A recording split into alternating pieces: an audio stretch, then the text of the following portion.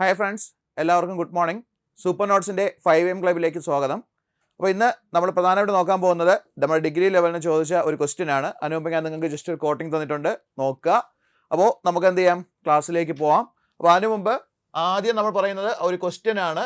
കഴിഞ്ഞ 2023 degree level ചോദിച്ച ഒരു ചോദ്യമാണ്. ചോദ്യം ഇതാണ്: ഇന്ത്യയിലെ ദേശീയ പാർട്ടികളെ സംബന്ധിച്ച് ശരിയായ പ്രസ്താവനകൾ ഏത്? ഇന്ത്യയിലെ ദേശീയ പാർട്ടികളെ സംബന്ധിച്ചുള്ള ശരിയായ പ്രസ്താവനകൾ ഏത്? ഞാനത് ക്വസ്റ്റ്യൻ ചെറിയൊരു മാറ്റം വരുത്തിയിട്ടുണ്ട്, ഓപ്ഷനിൽ ചെറിയൊരു മാറ്റം വരുത്തിയിട്ടുണ്ട്. അന്നത്തെ ക്വസ്റ്റ്യൻ്റെ ആൻസർ കറക്റ്റാക്കി വരത്തില്ല. ഇപ്പോഴത്തെ നിലവിലത്തെ കാര്യം അനുസരിച്ചാണ് ഞാൻ എന്ത് ചെയ്തിരിക്കുന്നത്, ഇത് സ്ലൈഡ് തയ്യാറാക്കിയിരിക്കുന്നത്.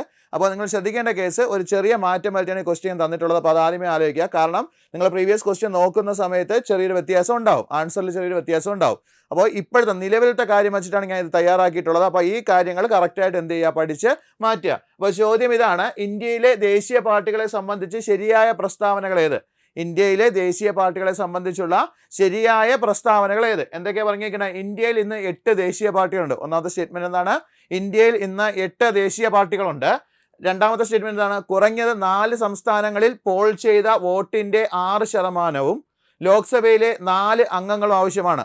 എന്താ പറഞ്ഞിരിക്കുന്നത്? കുറഞ്ഞത് 4 സംസ്ഥാനങ്ങളിൽ പോൾ ചെയ്ത വോട്ടിന്റെ 6% ലോക്സഭയിലെ 4 അംഗങ്ങളും ആവശ്യമാണ്. മൂന്നാമത്തെ സ്റ്റേറ്റ്മെന്റ് എന്താണ്? സമാജ്വാദി പാർട്ടി ഒരു ദേശീയ പാർട്ടിയാണ്. സമാജ്വാദി പാർട്ടി ഒരു ദേശീയ പാർട്ടിയാണ്. നാലാമത്തത് നാഷണൽ പീപ്പിൾസ് പാർട്ടി ഒരു ദേശീയ പാർട്ടിയാണ്.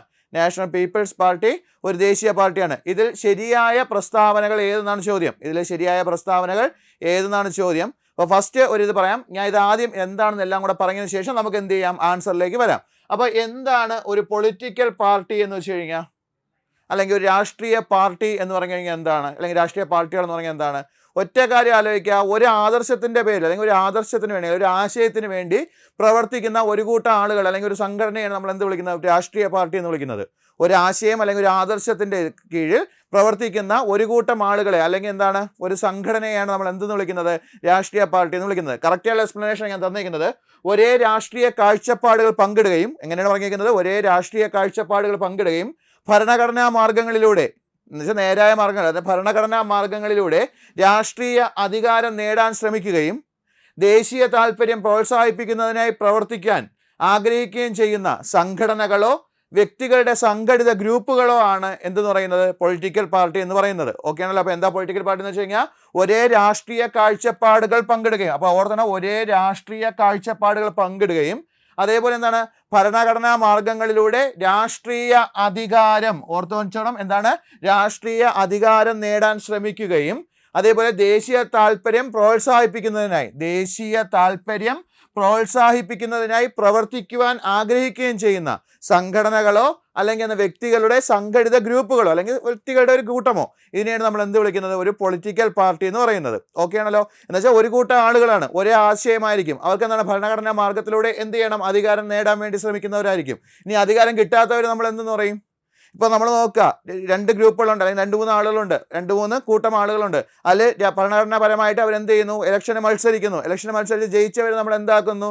ഗവൺമെൻറ് രൂപീകരിക്കുന്നു. തോറ്റവരെ നമ്മൾ എന്തെന്ന് വിളിക്കുന്നു? പ്രതിപക്ഷം എന്ന് വിളിക്കുന്നു, അല്ലേ? തോറ്റവരെന്ന് പറഞ്ഞാൽ ജയിച്ചതായിരിക്കും, പക്ഷേ അവർക്ക് എന്ത് ചെയ്യാൻ പറ്റിയിട്ടില്ല, അവർ ഗവൺമെൻറ് രൂപീകരിക്കാൻ പറ്റിയിട്ടില്ല. അവർ നമ്മൾ എന്തെന്ന് വിളിക്കും? പ്രതിപക്ഷം എന്ന് വിളിക്കും. ഓക്കെ ആണല്ലോ. ഗവൺമെൻറ് തെറ്റായ കാര്യങ്ങൾ ചൂണ്ടിക്കാട്ടുകയാണ് പ്രതിപക്ഷത്തിൻ്റെ പ്രധാന ജോലി. ഗവൺമെൻറ് എന്തെങ്കിലും തെറ്റ് സംഭവിച്ചിട്ടുണ്ടെങ്കിൽ അതെന്ത് ചെയ്യുക? ചൂണ്ടിക്കാട്ടുക. അത് ആരുടെ ജോലിയാണ്? പ്രതിപക്ഷത്തിൻ്റെ ജോലിയാണ്. അപ്പോൾ അതൊന്ന് ഓർത്ത് വെച്ചോളാം. അപ്പോൾ രാഷ്ട്രീയ പാർട്ടി എന്ന് പറഞ്ഞു കഴിഞ്ഞാൽ ഓർക്കേണ്ട പോയിന്റ് എന്താണ്? ഒരേ രാഷ്ട്രീയ കാഴ്ചപ്പാടുകൾ പങ്കിടുകയും ഭരണഘടനാ മാർഗങ്ങളിലൂടെ രാഷ്ട്രീയ അധികാരം എന്ത് ചെയ്യാൻ നോക്കുക? നേടാൻ ശ്രമിക്കുകയും ദേശീയ താല്പര്യം പ്രോത്സാഹിപ്പിക്കുന്നതിനായി പ്രവർത്തിക്കുന്ന വ്യക്തികളോ അല്ലെങ്കിൽ ഒരു കൂട്ടം വ്യക്തികളുടെ ഗ്രൂപ്പോ അല്ലെങ്കിൽ എന്താണ്, സംഘടനകളെയോ ആണ് നമ്മൾ എന്തെന്ന് വിളിക്കുന്നത്?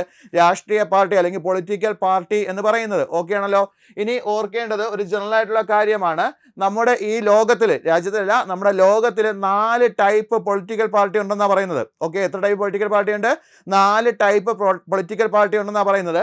അതിൽ ഒന്നാമത്തേനെ വിളിക്കുന്ന പേരാണ് റിയാക്ഷണറി പാർട്ടീസ്. എന്താ വിളിക്കുന്നത്? Reactionary parties. ജസ്റ്റ് പേര് ഓർത്ത് വയ്ക്കുക, അതിൻ്റെ കാര്യങ്ങൾ ഐഡിയ മാത്രം ഞാൻ പറഞ്ഞുതരാം. ഒറ്റ കാര്യം മാത്രം ആലോചിച്ചാൽ മതി. റിയാക്ഷണറി പാർട്ടി എന്ന് പറഞ്ഞു കഴിഞ്ഞാൽ പഴയ ആശയങ്ങൾ തന്നെ ഇപ്പോഴും കൊണ്ടു നടക്കുന്ന പാർട്ടികൾ. എന്നുവെച്ചാൽ പണ്ട് എന്താണ് അവരുടെ ആശയം ഉണ്ടായിരുന്നത്, ആ ആശയത്തിൽ തന്നെ അടിയുറച്ച് വിശ്വസിച്ച് നിൽക്കുന്ന പാർട്ടികളെയാണ് നമ്മൾ എന്ത് വിളിക്കുന്നത്? റിയാക്ഷണറി പാർട്ടി എന്ന് വിളിക്കും. ഓക്കെ ആണല്ലോ. പിന്തിരിപ്പൻ പാർട്ടികൾ എന്നൊക്കെ ഇവരെന്ത് ചെയ്യും? ഇതിനെ നമ്മൾ അല്ലാതെ കളിയാക്കി പറയുന്നുണ്ട്. പക്ഷേ അത് ഓർക്കേണ്ട കേസ് റിയാക്ഷണറി പാർട്ടി എന്ന് പറഞ്ഞാൽ അവരുടെ കൺസെപ്റ്റ് പഴയ കൺസെപ്റ്റാണ്. ആ കൺസെപ്റ്റ് അതേപോലെ ഇപ്പോഴും തുടർന്ന് കൊണ്ടുപോകുന്ന പാർട്ടികളെയാണ് നമ്മൾ എന്ത് വിളിക്കുന്നത്? റിയാക്ഷണറി പാർട്ടീസ് എന്ന് വിളിക്കുന്നത്. ഓക്കെ ആണല്ലോ. രണ്ടാമത്തെ ഓർക്കുക, കൺസർവേറ്റീവ് പാർട്ടി. രണ്ടാമത്തെ വിളിക്കുന്ന പേരെന്താണ്? കൺസർവേറ്റീവ് പാർട്ടി എന്ന് വിളിക്കും. നിലവിൽ എന്താണോ സംവിധാനമുള്ളത്, നിലവിലെ രാഷ്ട്രീയ സാഹചര്യം എന്താണോ ആ സാഹചര്യത്തിൽ നിന്നുകൊണ്ട് പ്രവർത്തിക്കുന്ന പാർട്ടികളെയാണ് നമ്മൾ എന്ത് വിളിക്കുന്നത്? കൺസർവേറ്റീവ് പാർട്ടികൾ എന്ന് വിളിക്കുന്നത്. ഓക്കെ ആണല്ലോ. അപ്പോൾ റിയാക്ഷണറി പാർട്ടി എന്ന് പറഞ്ഞു കഴിഞ്ഞാൽ എന്താണ്? പഴയ ആശയങ്ങളാണ്. പഴയ ആശയങ്ങളെ എന്ത് ചെയ്യുക? പിന്തുടരുന്ന ആളുകളെയാണ് നമ്മൾ എന്ത് വിളിക്കുന്നത്? റിയാക്ഷണറി പാർട്ടീസ് എന്ന് വിളിക്കും. ഇനി കൺസർവേറ്റീവ് പാർട്ടി എന്ന് പറയുമ്പോൾ എന്താണ്? നിലവിലെ സംവിധാനം എങ്ങനെയാണോ അതിനെ എന്ത് ചെയ്യുക? അത് അനുസരിച്ച് എന്ത് ചെയ്യുന്ന പ്രവർത്തിക്കുന്ന പാർട്ടികളെ നമ്മൾ എന്ത് വിളിക്കുന്നത്? കൺസർവേറ്റീവ് പാർട്ടികൾ എന്ന് വിളിക്കും. ഓക്കെ ആണല്ലോ. ഇനി ലിബറൽ പാർട്ടി എന്ന് പറയുന്നത് പുത്തൻ ആശയങ്ങൾ സ്വീകരിക്കുവാൻ തയ്യാറായിട്ടുള്ള, മറ്റൊരു പുത്തൻ ആശയമില്ല, അവരിപ്പോൾ എങ്ങനെ പോകുന്നു അതേപോലെ പോവുക. ലിബറൽ പാർട്ടി എന്ന് പറയുമ്പോൾ എന്താണ്? പുതിയ ആശയങ്ങളും കൂടെ സ്വീകരിച്ച് പുതിയ രീതിയിൽ എന്ത് ചെയ്യാൻ വേണ്ടി പ്രവർത്തിക്കാൻ ശ്രമിക്കുന്ന പാർട്ടികളെ നമ്മൾ എന്ത് വിളിക്കുന്നത്? ലിബറൽ പാർട്ടികൾ എന്ന് വിളിക്കും. ഓക്കെ ആണല്ലോ. പുതിയ ആശയങ്ങളെ സ്വീകരിച്ച് പുതിയ രീതിയിൽ പ്രവർത്തിക്കാൻ ആഗ്രഹിക്കുന്ന പാർട്ടികളെ നമ്മൾ എന്ത് വിളിക്കുന്നത്? ലിബറൽ പാർട്ടീസ് എന്ന് വിളിക്കുന്നത്. ഓക്കെ ആണല്ലോ. ഇനി ശ്രദ്ധിക്കുക, റാഡിക്കൽ പാർട്ടി എന്ന് പറയുന്നത് നിലവിലുള്ള സംവിധാനത്തെ മാറ്റുക. നിലവിലുള്ള സംവിധാനത്തെ എന്ത് ചെയ്യുക? പൂർണ്ണമായി മാറ്റിയിട്ട് ഇവരുടെ ആശയങ്ങൾ എന്ന് വെച്ചാൽ റാഡിക്കൽ പാർട്ടി, ഒരു പാർട്ടിയുടെ ആശയങ്ങൾ കൊണ്ടുവരാൻ ശ്രമിക്കുന്നതിനെ നമ്മൾ എന്ത് വിളിക്കുന്നത്? റാഡിക്കൽ പാർട്ടികൾ എന്ന് വിളിക്കും. ഓക്കെ ആണല്ലോ. അത് ആയുധം മുഖേനയാവാം, അല്ലാതെ ആകാം. പക്ഷേ ഓർക്കണം, ഇവർ തീവ്ര ചിന്താഗതിക്കാരെയാണ് എന്ത് വിളിക്കുന്നത്? റാഡിക്കൽ പാർട്ടികൾ എന്ന് വിളിക്കുന്നത്. ഓക്കെ ആണല്ലോ. അപ്പോൾ റാഡിക്കൽ പാർട്ടിയാണ് ഉദ്ദേശിക്കുന്നത് എന്താണ്? ഇപ്പോഴുള്ള നിലവിലുള്ള സംവിധാനത്തെ എന്ത് ചെയ്യുക? പൂർണ്ണമായി മാറ്റുക. പൂർണ്ണമായി എന്ത് ചെയ്യുക? മാറ്റിയതിന് ശേഷം ഇവരുടെ ആശയങ്ങൾ എന്ത് ചെയ്യുക? കൊണ്ടുവരാൻ ശ്രമിക്കുന്ന പാർട്ടികളെ നമ്മൾ എന്ത് വിളിക്കുന്നത്? റാഡിക്കൽ പാർട്ടികൾ എന്ന് വിളിക്കുന്നത്. ഓക്കെ ആണല്ലോ. അപ്പോൾ 4 കാര്യം ജസ്റ്റ് ഒരു ഐഡിയ മാത്രമേ ഞാൻ പറയുന്നുള്ളൂ. നമുക്ക് ഡീറ്റെയിൽ ആയിട്ട് ഇനിയുള്ള ക്ലാസ്സുകളിലൊക്കെ നോക്കാം. അപ്പോൾ ഈ 4 പാർട്ടിയുടെ ഐഡിയ മാത്രം ഒന്ന് ആലോചിച്ച് വയ്ക്കുക. റിയാക്ഷണറി പാർട്ടി എന്ന് പറയുമ്പോൾ പഴയ ആശയങ്ങൾ ഇപ്പോഴും കൊണ്ടുനടക്കുന്ന പാർട്ടിയെ നമ്മൾ എന്ത് വിളിക്കുന്നത്? റിയാക്ഷണറി പാർട്ടി എന്ന് വിളിക്കും. കൺസർവേറ്റീവ് പാർട്ടി ആകുമ്പോൾ നിലവിലുള്ള സംവിധാനം എന്തോ ആ രീതിയിൽ പ്രവർത്തിക്കുന്ന പാർട്ടികളെ നമ്മൾ എന്ത് വിളിക്കുന്നത്? കൺസർവേറ്റീവ് പാർട്ടി എന്ന് വിളിക്കുന്നത്.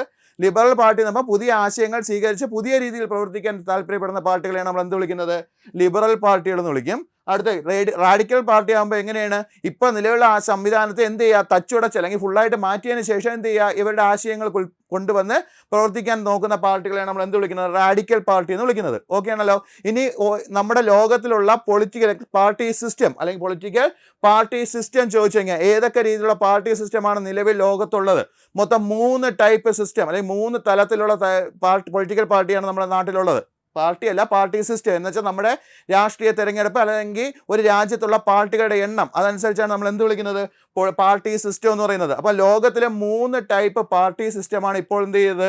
നിലവിലുള്ളത്. അതിൽ ഏതൊക്കെയും ചോദിച്ചാൽ ഒന്ന് വൺ പാർട്ടി സിസ്റ്റം എന്ന് പറയും. എന്താണ്? ഒറ്റ പാർട്ടി, ഒരു രാജ്യത്ത് ഒരേ ഒരു പാർട്ടി മാത്രമേ ഉണ്ടായിരിക്കുള്ളൂ, ഒരേ ഒരു രാഷ്ട്രീയ കക്ഷി മാത്രമേ ഉണ്ടാവുകയുള്ളൂ. അങ്ങനത്തെ സിസ്റ്റത്തെ നമ്മൾ എന്ത് വിളിക്കുന്നത്? വൺ പാർട്ടി സിസ്റ്റം എന്ന് വിളിക്കും. എക്സാമ്പിൾ നിങ്ങൾക്ക് അറിയാൻ പറ്റും. പഴയ USSR എന്ന് വെച്ചാൽ പഴയ സോവിയറ്റ് യൂണിയൻ, ഇപ്പോഴത്തെ ചൈന ഏകദേശം വൺ പാർട്ടി സിസ്റ്റമാണ്. ബാക്കി രാജ്യങ്ങളെല്ലാം എന്താണ്? അല്ലാതെ പോയിക്കൊണ്ടിരിക്കുന്നത്. ഓക്കെ ആണല്ലോ.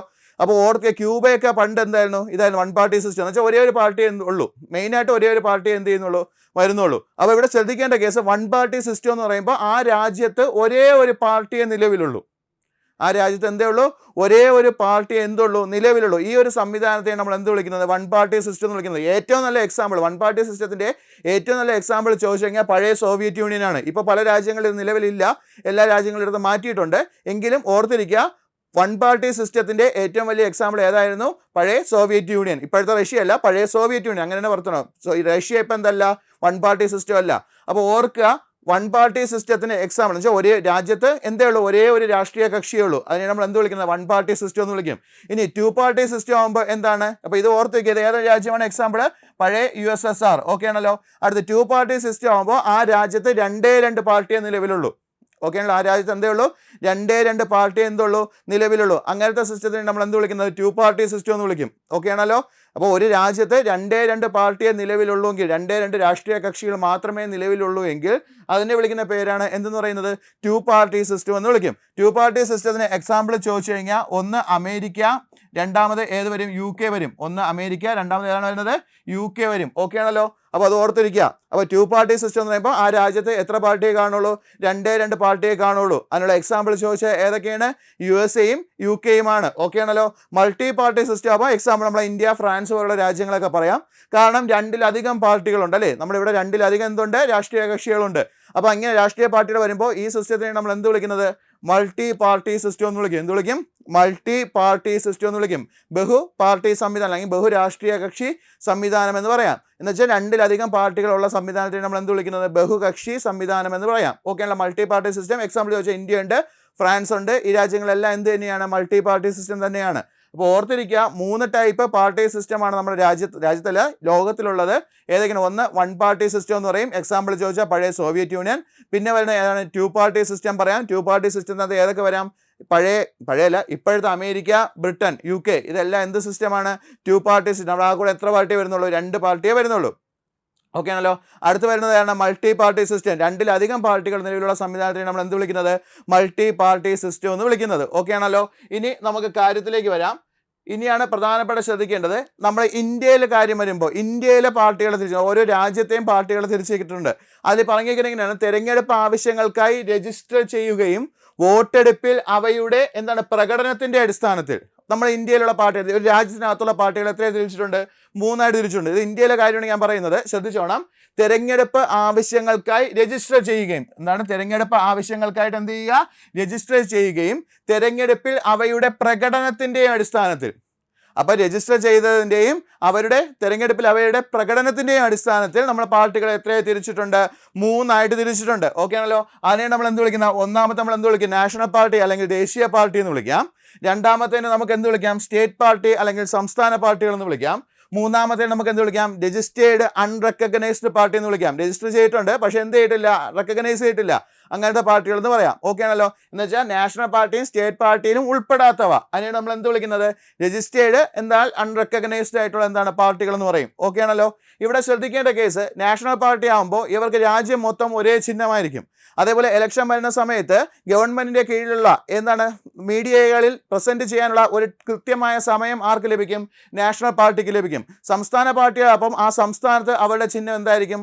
സെയിം ആയിരിക്കും, മാറ്റം ഉണ്ടാവത്തില്ല. അതേപോലെ അവർക്ക് സംസ്ഥാന ഗവൺമെൻറ് കീഴിലുള്ള ചാനലുകളിൽ പ്രവർത്തിക്കാനും ചാനലുകളിൽ ഇവരുടെ പരസ്യങ്ങൾ വരാനും ഇവർക്ക് എന്ത് ചെയ്യണം? ഒരു കൃത്യമായ ടൈം ഇവർക്ക് എന്ത് ചെയ്യും? ലഭിക്കും. എന്നാൽ ബാക്കിയുള്ള പാർട്ടിക്ക് എന്ത് ചെയ്യാറില്ല? ഇതൊന്നും പലതും ലഭിക്കാറില്ല.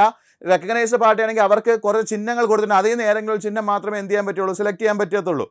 അപ്പോൾ ഇങ്ങനെയുള്ള കുറേ കാര്യങ്ങൾ ഏതിലുണ്ട്? നമ്മുടെ ഈ പാർട്ടീസ് എന്ന് വെച്ചാൽ ഈ രജിസ്റ്റർ ചെയ്തിട്ട് നാഷണൽ പാർട്ടി, അതേപോലെ സ്റ്റേറ്റ് പാർട്ടി, അൺറെക്കഗ്നൈസ്ഡ് പാർട്ടി, ഇങ്ങനെ ഇവർക്ക് പല ഇതും കിട്ടുന്നുണ്ട്. അതിൽ ശ്രദ്ധിക്കേണ്ട കേസ്, നാഷണൽ പാർട്ടിക്കാണ് ഈ എല്ലാ ആവശ്യങ്ങളും അല്ലെങ്കിൽ എല്ലാ പ്രത്യേകതകളും ലഭിക്കുന്നത്. കാരണം എന്താ? അവർക്ക് സ്വന്തമായിട്ടൊരു ചിഹ്നം കാണും. നാഷണൽ പാർട്ടി ആയിക്കഴിഞ്ഞാൽ അവർക്ക് സ്വന്തമായിട്ട് എന്ത് കാണും? ഒരു ചിഹ്നം കാണും. ഇനി ഗവൺമെൻറ് കീഴിലുള്ള ചാനലുകൾ ഇവരുടെ പരസ്യം ഇലക്ഷൻ സമയത്ത് ഇവരുടെ പ്രഖ്യാപനങ്ങൾ എന്ത് ചെയ്യാൻ പറ്റും? പറയാനുള്ള ഒരു കൃത്യമായ ടൈം കിട്ടും. ഇങ്ങനെയുള്ള കാര്യങ്ങൾ മൊത്തം ലഭിക്കുന്നത് ഇതിനകത്താണ്? നാഷണൽ പാർട്ടിക്കാണ്. സ്റ്റേറ്റ് പാർട്ടി അപ്പോൾ സംസ്ഥാനങ്ങളിൽ മാത്രമേ ഇവർക്ക് എന്ത് ചെയ്യുള്ളൂ? ലഭിക്കുകയുള്ളൂ. റെക്കഗ്നൈസ്ഡ് പാർട്ടി അപ്പോൾ അവർക്ക് എന്ത് ചെയ്യില്ല? പല പ്രത്യേകതകളും എന്ത് ചെയ്യാറില്ല? ലഭിക്കാറില്ല. ഓക്കെ ആണല്ലോ. ഇനി ഇത് ശ്രദ്ധിക്കേണ്ട പ്രധാനപ്പെട്ട പോയിന്റാണ്. നമ്മൾ പൊളിറ്റിക്കൽ പാർട്ടികൾ, രാഷ്ട്രീയ കക്ഷികളെ രജിസ്റ്റർ ചെയ്യുന്നത് ഏത് നിയമത്തിൻ്റെ അടിസ്ഥാനത്തിലാണ്? രാഷ്ട്രീയ കക്ഷികളെ രജിസ്റ്റർ ചെയ്യുന്നത് ഏത് നിയമത്തിന്റെ അടിസ്ഥാനത്തിലാണെന്ന് ചോദിച്ചു കഴിഞ്ഞാൽ representation of people act 1951. Okay ആണല്ലോ. ശ്രദ്ധിച്ചോണം, പ്രധാനപ്പെട്ട ഒരു പോയിന്റ് ആണ്. നമ്മുടെ രാഷ്ട്രീയ കക്ഷികളെ രജിസ്റ്റർ ചെയ്യുന്നത് ഏത് നിയമപ്രകാരം എന്ന് ചോദിച്ചു കഴിഞ്ഞാൽ ഓർത്തിരിക്കുക, representation of the people act 1951 1951 representation of people act പ്രകാരമാണ് നമ്മുടെ രാഷ്ട്രീയ പാർട്ടികളെ എന്ത് ചെയ്യേണ്ടത്? രജിസ്റ്റർ ചെയ്യേണ്ടത്, അല്ലെങ്കിൽ അവ നമ്മൾ എന്ത് ചെയ്യേണ്ടത്? നിലവിൽ കൊണ്ടുവരേണ്ടത്, രജിസ്റ്റർ ചെയ്യേണ്ടത്. ഓക്കെ ആണല്ലോ. അപ്പോൾ ഓർക്കുക, അതിൽ ഏത് വകുപ്പ് പ്രകാരം ചോദിച്ചു കഴിഞ്ഞാൽ സെക്ഷൻ 29A സെക്ഷൻ 29A പ്രകാരമാണ് എന്ത് ചെയ്യേണ്ടത്? പൊളിറ്റിക്കൽ പാർട്ടികളെ എന്ത് ചെയ്യേണ്ടത്? രജിസ്റ്റർ ചെയ്യേണ്ടത്. വളരെ ഇമ്പോർട്ടൻ്റ് ആയിട്ട് പോയിന്റ് ആണ്. നമ്മുടെ ഇന്ത്യയിൽ രാഷ്ട്രീയ പാർട്ടികൾ അല്ലെങ്കിൽ രാഷ്ട്രീയ കക്ഷികളെ രജിസ്റ്റർ ചെയ്യേണ്ട നിയമം ചോദിച്ചു കഴിഞ്ഞാൽ എന്താണ്? Representation of the people act 1951. Representation of the people act 1951 section ചോദിച്ചു കഴിഞ്ഞാൽ ഏതാണ്? 29A സെക്ഷൻ 29A പ്രകാരമാണ് എന്ത് ചെയ്യുന്നത്? നമ്മുടെ ഇന്ത്യയിൽ രാഷ്ട്രീയ പാർട്ടികളെ എന്ത് ചെയ്യേണ്ടത്? രജിസ്റ്റർ ചെയ്യേണ്ടത്. ഓക്കെ ആണല്ലോ. ഇനി ഒരു പാർട്ടിയെ ദേശീയ പാർട്ടി, സംസ്ഥാന പാർട്ടി, ഇത് എങ്ങനെ തരം തിരിക്കാന്ന് ആലോചിക്കുക. ദേശീയ പാർട്ടിയുണ്ട്, സംസ്ഥാന പാർട്ടിയുണ്ട്. ഇത് രണ്ടിലും പെടാത്ത പാർട്ടികളെ നമ്മൾ എന്ത് വിളിക്കും? അൺറെക്കഗ്നൈസ്ഡ്, രജിസ്റ്റേർഡ് അൺറെക്കഗ്നൈസ്ഡ് പാർട്ടി എന്ന് വിളിക്കാം. ഓക്കെ ആണല്ലോ. ഇനി ശ്രദ്ധിക്കേണ്ടത്, ഒരു പാർട്ടി ദേശീയ പാർട്ടി ആണോ അല്ലയോ എന്ന് എങ്ങനെ തീരുമാനിക്കാൻ നോക്കാം. മൊത്തം 4 കണ്ടീഷൻ ഉണ്ട്. അതിൽ 2 കണ്ടീഷൻ പാലിച്ചു കഴിഞ്ഞാൽ എന്താവും? നമുക്ക് ദേശീയ പാർട്ടിയായിട്ട് പ്രഖ്യാപിക്കാം. അല്ലെങ്കിൽ എന്ന് പറയുന്നത് ആദ്യത്തെ 2 കണ്ടീഷൻ ഉണ്ട്, പിന്നെ 2 കണ്ടീഷൻ. അല്ലെങ്കിൽ ആദ്യത്തെ 2 കണ്ടീഷൻ പാലിച്ചു കഴിഞ്ഞാൽ എന്തായി? ദേശീയ പാർട്ടിയായി. ഇല്ലെങ്കിൽ ആദ്യത്തെ 2 പാലിക്കണില്ല, അവസാനത്തെ 2 പാലിച്ചെങ്കിലും നമുക്ക് എന്താക്കാം? ദേശീയ പാർട്ടിയായിട്ട് അംഗീകരിക്കും. അപ്പോൾ ഒരു പാർട്ടിയെ ദേശീയ പാർട്ടിയായിട്ട് അംഗീകരിക്കുന്നത് നോക്കിക്കോണം. ലോക്സഭാ തെരഞ്ഞെടുപ്പിലോ ശ്രദ്ധിച്ചോളുക, ലോക്സഭാ തെരഞ്ഞെടുപ്പിലോ സംസ്ഥാന തെരഞ്ഞെടുപ്പിലോ പോൾ ചെയ്തെങ്കിൽ നമ്മൾ ചെയ്തിട്ടുള്ള, നമ്മൾ വോട്ടിട്ടിട്ടുള്ള പോൾ ചെയ്ത സാധുവായ വോട്ട്, നോട്ടക്കൂട്ടത്തില്ല, സാധുവായ വോട്ടിന് എത്ര ശതമാനം? 6% സാധുവായ വോട്ടിന്റെ എത്ര ശതമാനമാണ്? 6% എവിടെ നിന്നാണ്? 4 അതിലധികമോ സംസ്ഥാനങ്ങളിൽ നിന്നായി എന്ത് ചെയ്തിരിക്കണം? നേടിയിരിക്കണം. ഒന്നാമത്തെ കണ്ടീഷൻ എന്താണ്? ലോക്സഭാ തെരഞ്ഞെടുപ്പിലോ നിയമസഭാ തെരഞ്ഞെടുപ്പിലോ ആകെ പോൾ ചെയ്ത സാധുവായ വോട്ടിന്റെ ആകെ പോൾ ചെയ്ത എത്രയാണ്? സാധുവായ വോട്ടിന്റെ എത്ര ശതമാനം? 6%. എത്ര ശതമാനമാണ്? 6% 4 അതിലധികമോ സംസ്ഥാനങ്ങളിൽ നിന്ന്. ഏതാണ്? 4 അതിലധികമോ സംസ്ഥാനങ്ങളിൽ നിന്ന്. 4 or more. ഓക്കെ ആണോ? 4 അതിലധികമോ സംസ്ഥാനങ്ങളിൽ നിന്ന് എന്ത് ചെയ്തിരിക്കണം? നേടിയിരിക്കണം. എങ്കിൽ അത് ഒന്നാമത്തെ കണ്ടീഷൻ. ഓക്കെ ആണല്ലോ? 2 കണ്ടീഷൻ ഉണ്ട്. അതിൽ ഒന്നാമത്തെ കണ്ടീഷൻ എന്താണ്? ഒരു ലോക്സഭാ തെരഞ്ഞെടുപ്പിലോ അല്ലെങ്കിൽ സംസ്ഥാന തെരഞ്ഞെടുപ്പുകളിലോ ആകെ പോൾ ചെയ്ത സാധുവായ വോട്ടിന്റെ 6% 4 അതിലധികമോ സംസ്ഥാനങ്ങളിൽ നിന്ന് എന്ത് ചെയ്യുക? നേടിയിരിക്കുക. രണ്ടാമത്തെ പോയിന്റ് എന്താണ്? 1 അതിലധികമോ സംസ്ഥാനങ്ങളിൽ നിന്നായി 4 ലോക്സഭാ സീറ്റിലെങ്കിലും ജയിച്ചിരിക്കണം. ഓക്കെ, എന്ന് വെച്ചാൽ 4 ലോക്സഭ എംപിമാരെങ്കിലും വേണം. അപ്പോൾ നോക്കുക, ഒന്നാമത്തെ പോയിന്റ് 4 അതിലധികമോ സംസ്ഥാനങ്ങളിൽ നിന്ന് 6% വോട്ട് ലഭിക്കുക. രണ്ടാമത്തെ പോയിന്റ് എന്താ പറഞ്ഞിരിക്കുന്നത്? 1 അതിലധികമോ സംസ്ഥാനങ്ങളിൽ നിന്ന് 4 ലോക്സഭാ സീറ്റെങ്കിലും ജയിച്ചിരിക്കണം. 4 ലോക്സഭാ സീറ്റെങ്കിലും എന്ത് ചെയ്തിരിക്കണം? ജയിച്ചിരിക്കണം. ഇതാണ് ഒന്നാമത്തെ കണ്ടീഷൻ. അപ്പൊ ഈ കണ്ടീഷൻ പ്രാവർത്തികമായി കഴിഞ്ഞാൽ അവയെ എന്തായിട്ട് പ്രഖ്യാപിക്കാം? ദേശീയ പാർട്ടിയായിട്ട് പ്രഖ്യാപിക്കാം. ഇത് ഓറല്ല, ഇത് രണ്ടും പാലിച്ചാലേ എന്താവുള്ളൂ? ദേശീയ പാർട്ടി ആവുള്ളൂ. അല്ലെങ്കിൽ ഇനി പറയുന്ന 2 പാലിക്കേണ്ടി വരും. അപ്പോൾ ആദ്യം പാലിക്കേണ്ട 2 എന്താണ്? സിമ്പിളായിട്ട് ഓർക്കുക, ലോക്സഭയിൽ അല്ലെങ്കിൽ നിയമസഭയിൽ ആകെ പോൾ ചെയ്ത സാധുവായ വോട്ടിന്റെ 6% എത്ര സംസ്ഥാനങ്ങളിൽ നിന്ന് നേടിയിരിക്കണം? 4 അതിലധികമോ സംസ്ഥാനങ്ങളിൽ നിന്ന് നേടിയിരിക്കണം. അടുത്ത് പറഞ്ഞേക്കുന്നത് എന്താണ്? 1-ലധികം സംസ്ഥാനങ്ങളിൽ നിന്ന് എത്ര സീറ്റ് ജയിച്ചിരിക്കണം? 4 അതിലധികമോ സീറ്റുകളിൽ എന്ത് ചെയ്തിരിക്കണം? ലോക്സഭ എംപിമാർ ലോക്സഭയിൽ വിജയിച്ചിരിക്കണം. എന്ന് വെച്ചാൽ മിനിമം ഒരു 4 എംപിമാരും 4 അതിലധികമോ സംസ്ഥാനങ്ങളിൽ നിന്ന് ആകെ പോൾ ചെയ്ത വോട്ടിന്റെ 6% കിട്ടിക്കഴിഞ്ഞാൽ അതിന് നമുക്ക് എന്തായിട്ട് വിളിക്കാം? അതൊരു ദേശീയ പാർട്ടിയായിട്ട് നമുക്ക് എന്ത് ചെയ്യാം? പ്രഖ്യാപിക്കാം. ഓക്കെ ആണല്ലോ? ഇനി അടുത്ത കാര്യം നോക്കാം. അല്ലെങ്കിൽ ഇനിയുള്ള 2 കാര്യം ശ്രദ്ധിക്കുക. 4 സംസ്ഥാനങ്ങളിൽ സംസ്ഥാന പാർട്ടിയായിട്ട് അംഗീകരിച്ചിരിക്കണം. അപ്പോൾ 4 സ്റ്റേറ്റുകളിൽ എന്തായിട്ട് അംഗീകരിച്ചിരിക്കണം? സ്റ്റേറ്റ് പാർട്ടി ആയിട്ട് അംഗീകരിച്ചിരിക്കണം. സ്റ്റേറ്റ് പാർട്ടി ആയിട്ട് എന്ത് ചെയ്യണം?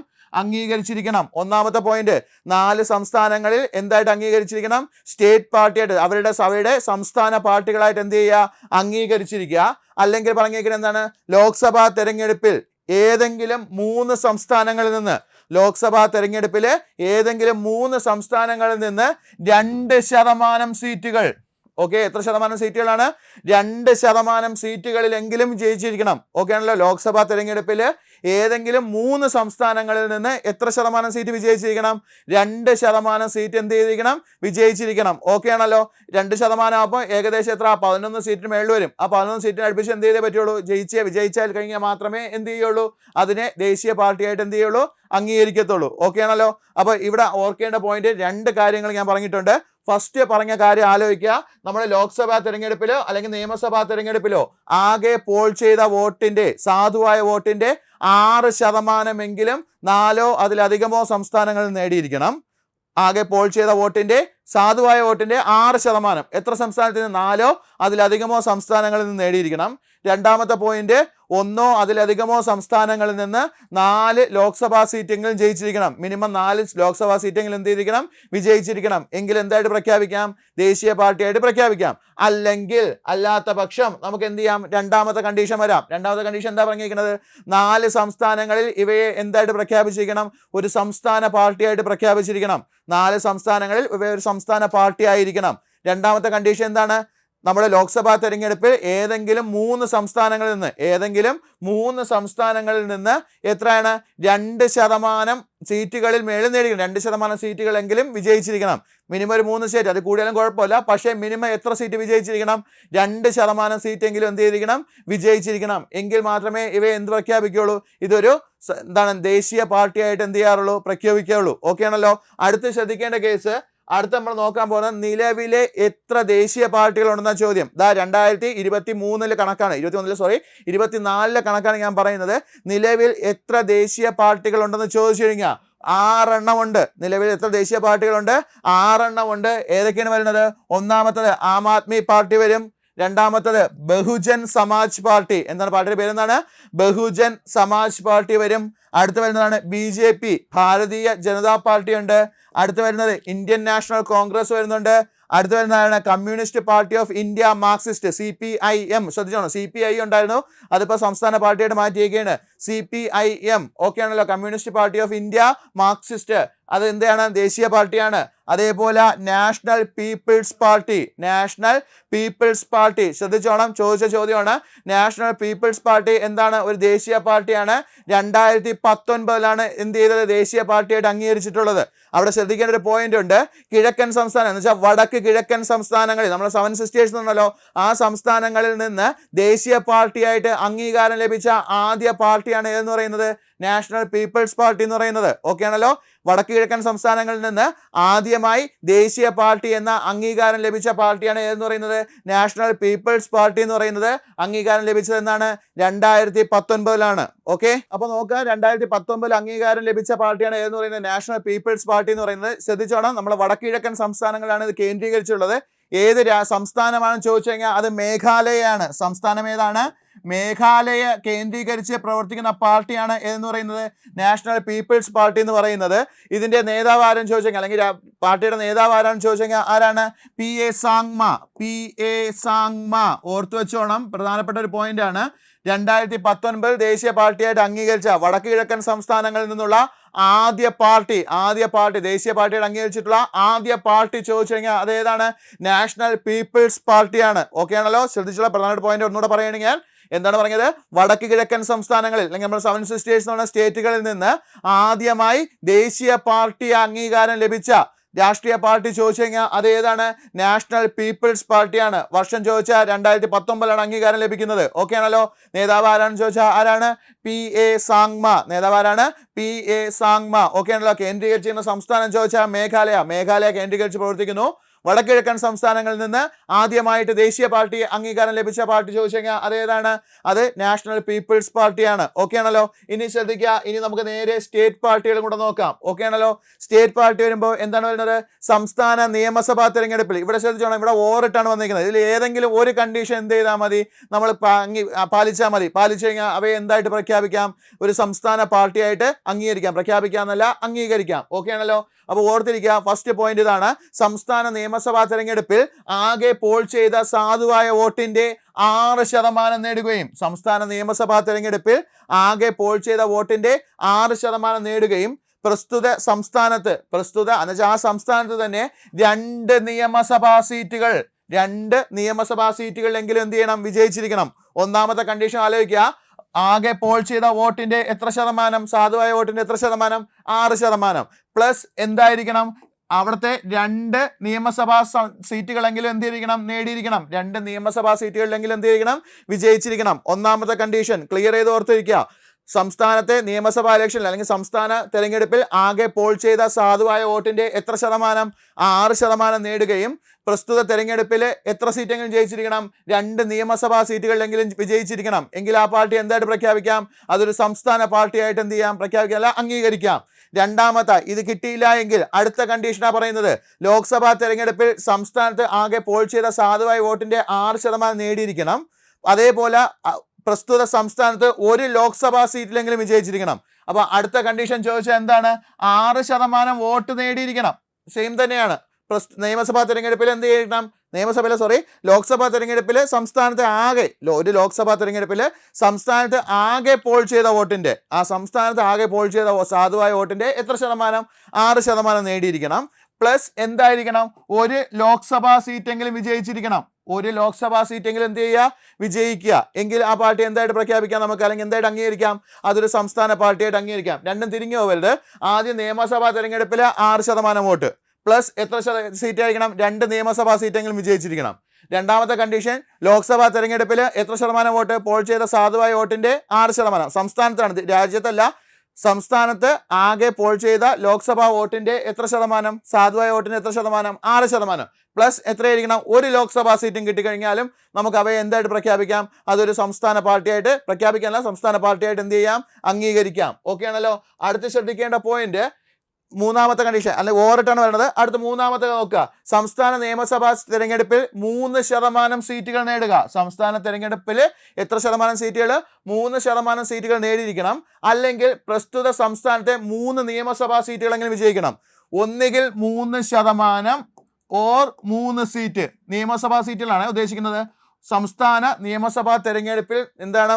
ഒന്നുകിൽ 3% സീറ്റുകൾ വിജയിക്കണം, അല്ലെങ്കിൽ 3 സീറ്റ് വിജയിക്കണം. ഇത് പറയുന്നത് ഇതിൽ ഏതാണോ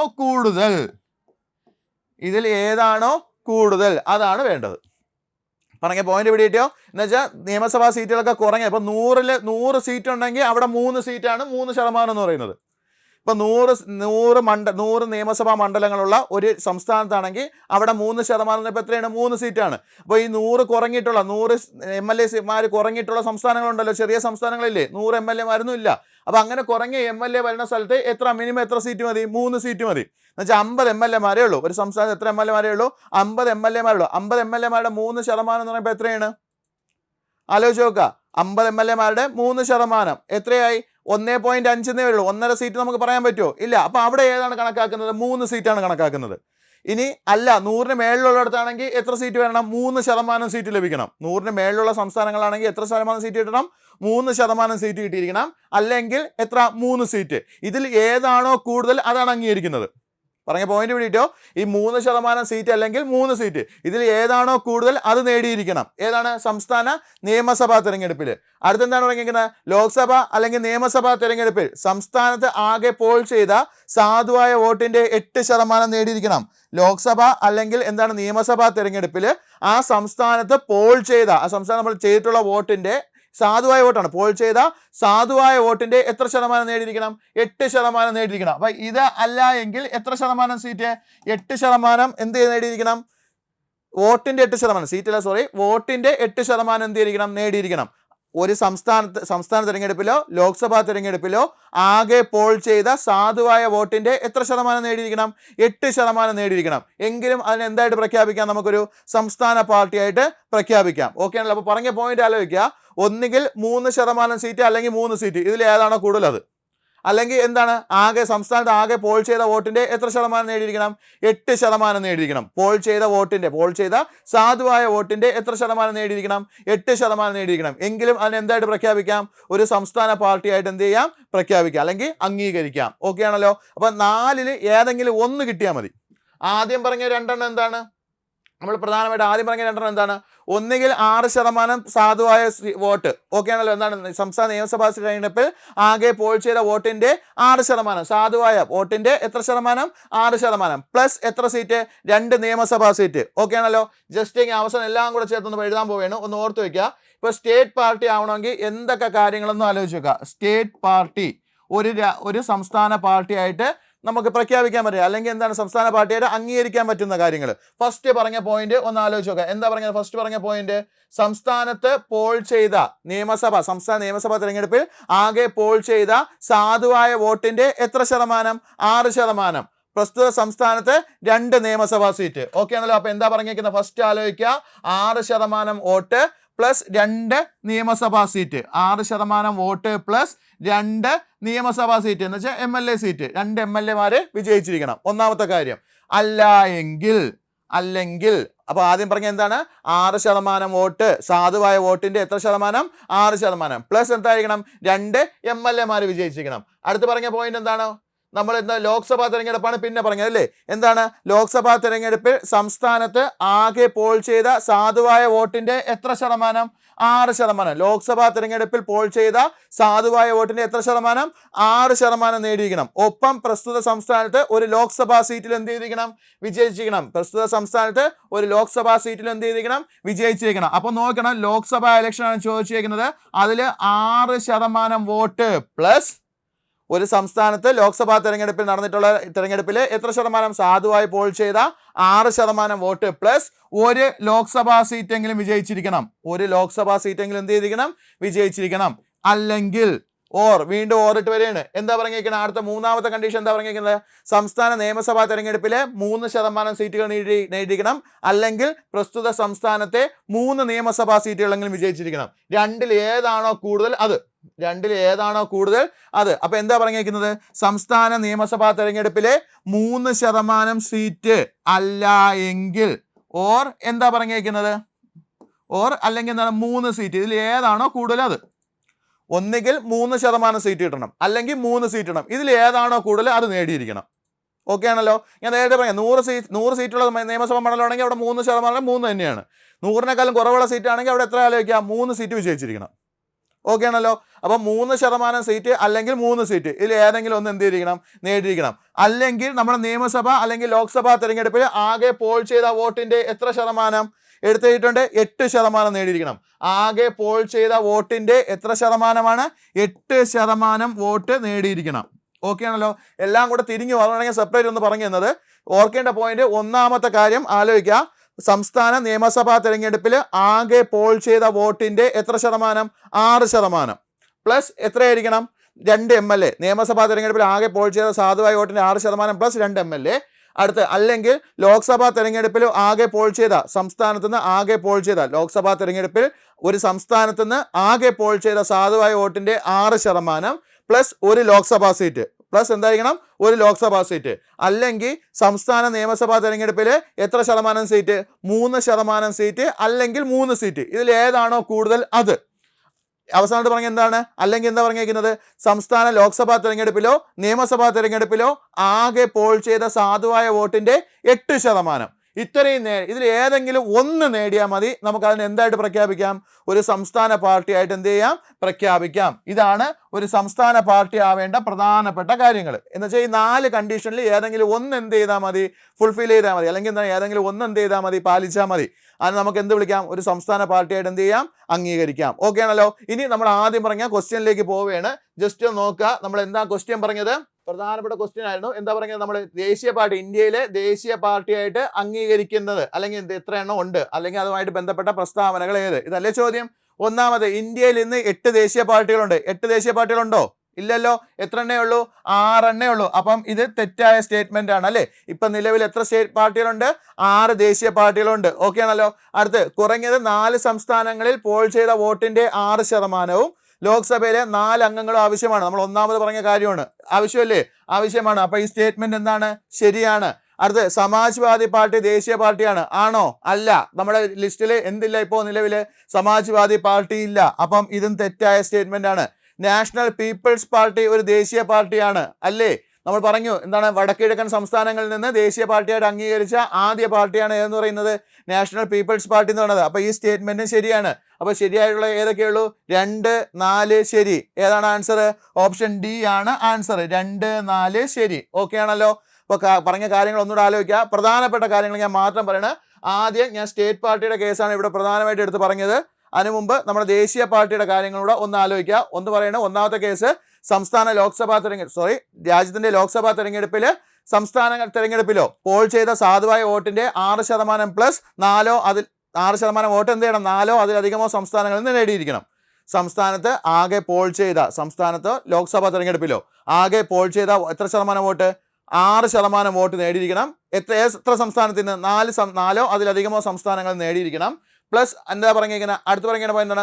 1 അതിലധികമോ സംസ്ഥാനങ്ങളിൽ നിന്ന് 4 ലോക്സഭാ എംപിമാർ വേണം. 1 അതിലധികമോ സംസ്ഥാനങ്ങളിൽ നിന്ന് എത്ര എംപിമാർ വേണം? 4 ലോക്സഭാ എംപിമാർ വേണം. രണ്ടാമത്തെ കാര്യം പറഞ്ഞിരിക്കുന്നത് എന്താണ്? 4 സംസ്ഥാനങ്ങളിൽ സംസ്ഥാന പാർട്ടിയായിട്ട് അംഗീകരിച്ചിരിക്കണം. ലോക്സഭാ തെരഞ്ഞെടുപ്പിൽ 3 സംസ്ഥാനങ്ങളിൽ നിന്ന് 2% സീറ്റുകളെങ്കിലും എന്ത് ചെയ്തിരിക്കണം? നേടിയിരിക്കണം.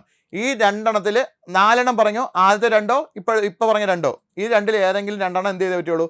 ഏതെങ്കിലും 2 അല്ല, ആദ്യത്തെ 2 അല്ലെങ്കിൽ അവസാനത്തെ 2 ഇതിൽ ഏതെങ്കിലും ഒന്ന് പാലിച്ചു കഴിഞ്ഞാൽ അവ എന്തായിട്ട് പ്രഖ്യാപിക്കാം? ദേശീയ പാർട്ടിയായിട്ട് പ്രഖ്യാപിക്കും. ഓക്കെ ആണല്ലോ? അപ്പോൾ ഇത്രയാണ് പൊളിറ്റിക്കൽ പാർട്ടിയായിട്ട് ബന്ധപ്പെട്ട ജസ്റ്റ് ആ ക്വസ്റ്റ്യൻ്റെ ഒരു കുഞ്ഞ് എക്സ്പ്ലനേഷൻ. അപ്പോൾ എല്ലാവർക്കും മനസ്സിലായെന്ന് വിചാരിക്കുന്നു. എല്ലാവർക്കും നല്ലൊരു ദിവസം എന്ത് ചെയ്യുന്നു? ആശംസിക്കുന്നു. നന്ദി.